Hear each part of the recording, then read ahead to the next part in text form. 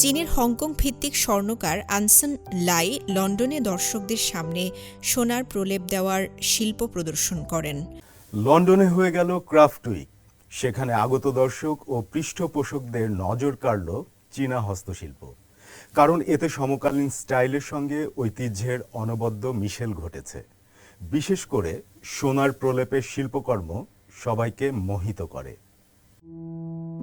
লন্ডনের craft week 2026-এ চীনা প্যাভিলিয়নের সমকালীন নকশার সঙ্গে ঐতিহ্যের মিশেল সবার নজর কেড়েছে।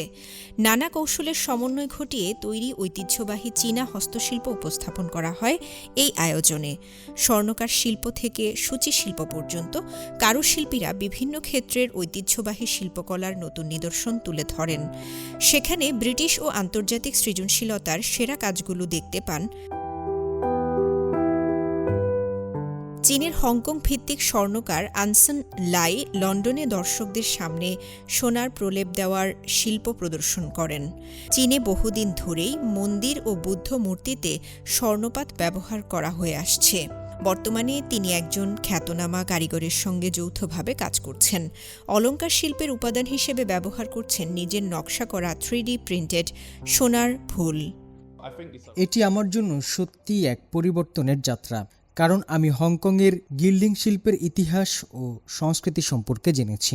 এরপর আমরা একসঙ্গে কাজ করেছি এবং এমন নকশা সৃষ্টি করেছি। লন্ডন ক্রাফট উইক নগরব্যাপী উদযাপিত এক বার্ষিক উৎসব, যেখানে বিশ্বের নানা প্রান্তের বিভিন্ন শাখার অসাধারণ কারুশিল্প প্রদর্শিত হয়। চীন এই আয়োজনের নিয়মিত অংশগ্রহণকারী। এবছরের আয়োজনের প্রতিপাদ্য নির্ধারণ করেছে হংকং ভিত্তিক দাতব্য প্রতিষ্ঠান ক্রাফটস অন পিল, যার মূল বিষয় ছিল পূর্বপুরুষদের চীনা কারুশিল্পকে নতুনভাবে অনুভব করা। উদীয়মান ডিজাইনারদের জন্য বৃত্তির ব্যবস্থাও করা হয়েছে, যাতে তারা চীনের দক্ষ ঐতিহ্যবাহী কারুশিল্পীদের সঙ্গে যৌথভাবে কাজ করতে পারেন। এ বিষয়ে নিজের দৃষ্টিভঙ্গি তুলে ধরেন ক্রাফটস অন পিলের সৃজনশীল পরিচালক পেনেলোপ লুক। আমরা মনে করি আধুনিক যুগে এই ঐতিহ্যবাহী শিল্পকলাকে জীবিত রাখা অত্যন্ত গুরুত্বপূর্ণ। শুধু সংরক্ষণ করলেই হয়তো তা সম্ভব হবে না। তাই আমরা বিশ্বাস করি নতুনভাবে ব্যাখ্যা করা এবং কৌশল বিনিময়ের মাধ্যমে এগিয়ে নেওয়াই এটিকে টিকিয়ে রাখার অন্যতম সেরা উপায়। প্রদর্শনীতে আধুনিক শিল্পীদের সঙ্গেও সহযোগিতামূলক কার্যক্রম পরিচালিত হয়েছে, যেন 600 বছর আগে ইংল্যান্ডে জনপ্রিয় হওয়া কুয়াংচৌ সূচি শিল্পকে ভাস্কর্যে রূপ দেওয়া যায়। উদাহরণ হিসেবে এক দক্ষ সূচিশিল্পীর কাজকে বৃহৎ আকারের বোনা স্থাপনার সঙ্গে একীভূত করা হয়েছে। এতে এই কারুকার্যে গভীরতা ও বুনটের যোগ ঘটেছে। এই কাজের গুরুত্ব নিয়ে কথা বলেন সমকালীন টেক্সটাইল ডিজাইনার এলেইন ইয়ান লিং। ঐতিহ্যবাহী কাজগুলোকে জীবিত রাখা খুবই গুরুত্বপূর্ণ, কারণ চীনা সংস্কৃতিতে অনেক সময় এসব ঐতিহ্যবাহী শিল্পকে শুধু স্মারকপণ্যের ব্যবসা হিসেবে দেখা হয়েছে। আগতরা এই আয়োজনে মুগ্ধ।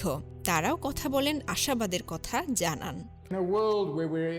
যে পৃথিবী ক্রমেই আরও বেশি ডিজিটাল হয়ে উঠছে, সেখানে এটি ডিজিটাল শিল্প ও ঐতিহ্যবাহী দক্ষতার এক আকর্ষণীয় মিশ্রণ।